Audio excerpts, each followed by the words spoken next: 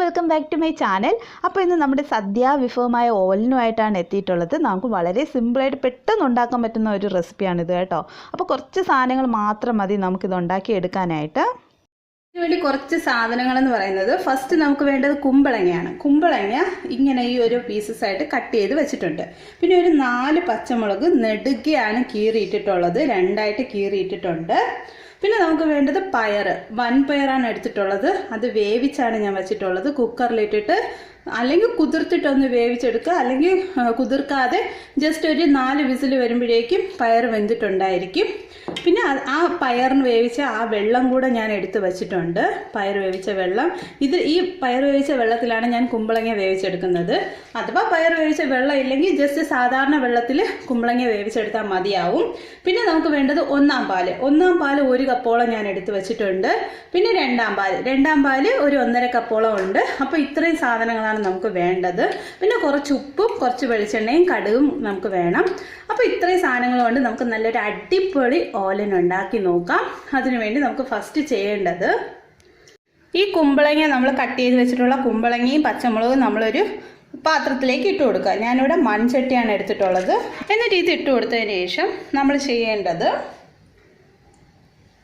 മറ്റേ പയറിൻ്റെ വെള്ളം, പയർ വേവിച്ച വെള്ളം 1 കപ്പ് അളവിനുണ്ടാവും. അത് നമുക്കിതിലേക്ക് ഒഴിച്ചു കൊടുക്കാം.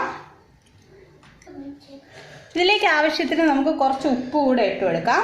കുറച്ച് ഉപ്പ് കൂടെ ഇട്ടിട്ട് നമുക്കിതൊന്ന് നന്നായിട്ട് ഫ്ലെയിം കത്തിച്ചിട്ട് ഒന്ന് വേവിച്ചെടുക്കണം. കുമ്പളങ്ങയൊക്കെ ഏതാണ്ട് വെന്തതിന് ശേഷം നമ്മളിതിലേക്ക് പകുതി വേവൊക്കെ ആകുമ്പോഴേക്കും നമ്മളിതിലേക്ക് പയർ വേവിച്ച് വെച്ചിരിക്കുന്നത് ചേർത്ത് കൊടുക്കും. കുമ്പളങ്ങയൊക്കെ ഏതാണ്ട് വെന്ത് നല്ല പകുതി വേവാകുമ്പോഴേക്കും നമുക്ക് നേരത്തെ വേവിച്ച് വെച്ചിട്ടുള്ള പയർ ഇതിലേക്ക് ചേർത്ത് കൊടുക്കാം. ഇത് രണ്ടും കൂടെ ഒരുമിച്ച് കിടന്ന് വേവട്ടെ, രണ്ടിൻ്റെയും ഫ്ലേവറുകളെല്ലാം ഇതിൽ പിടിക്കട്ടെ. ഇതിലുള്ള ജലാംശം എല്ലാം നന്നായിട്ട് പോയതിന് ശേഷം നമ്മൾ രണ്ടാം പാല് ഇതിലേക്ക് ഒഴിച്ചു കൊടുക്കും. അത് നന്നായിട്ട് വറ്റിയതിന് ശേഷമാണ് നമ്മളിതിലേക്ക് ഫസ്റ്റ് പാൽ ഒഴിച്ചു കൊടുക്കുന്നത്.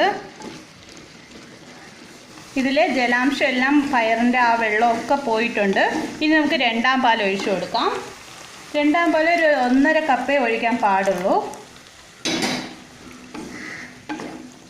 എന്നിട്ട് ഈ പാലിൽ കിടന്നിട്ട് ഇതൊക്കെ ആ പാലൊക്കെ ഒന്ന് പിടിച്ചൊന്ന് വറ്റട്ടെ.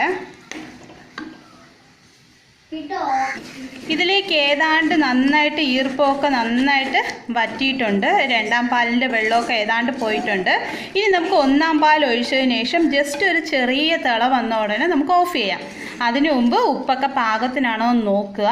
നമുക്ക് ഒന്നാം പാൽ ഒഴിച്ചു കൊടുക്കാം. ഇത് ഏതായാലും ഇരുന്ന് വരുമ്പോഴേക്കും കുറച്ചുകൂടെ കുറുകും കേട്ടോ.